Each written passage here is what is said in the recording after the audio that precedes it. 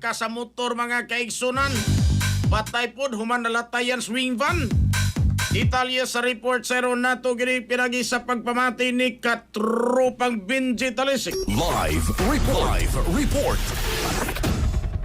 Sila magkataban siya nagkatapag Rafael angka sa motor na kalaso man kini balatayan sa agar ng bandi na sa kunin hinabo sa may agadig asadulas sa taglas hapon kagahapon lawa maso dos libre science dito sa hinabo ni sa may nasudunggalan sa barangay Loob sa Nagbesanao ang nagalas ilang si Vanessa Cano Lauro sa 2 anyos o sa kanang mulupyo sa 36A sa Lapu-Lapu City. Si Lauro ang aangka sa motor.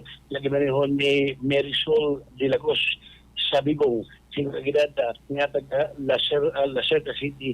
Algon Lacarnota City, Negros Occidental sa Cuba, sa Negros Island Region, kung ang palitan nga sa panan sa Tabalaran. Ang driver sa ring band nila nga si Roderick Royan at Tauto, 36 anyos, sa kanya nagpuyo sa Barangay Busay ni atong tabihan sa investigasyon sa Traffic Enforcement Unit sa Daran City Police Station. Nabalaan niya ang motor o ang wingman sa Samara o Garuta nga giagyan ang motor mo ay nagigauna sa wingman pangon gini. Sa nagbaya sa Mandaw, gikan sa Lugli sa Carmen.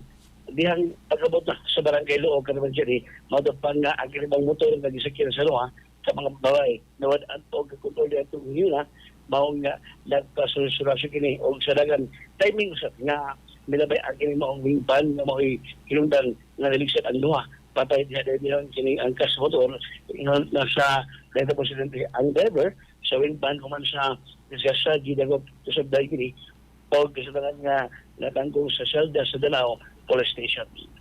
Kato ba magalimot niya po sa pagkapas kini sa tawag abalaw pagkatabag kini labi ng mga panahon sa kalawasan yan pasang ang haplas nga sa trabaho hindi mo sa yasto yung president mabalik sa mga sagbot ng kasi lugar.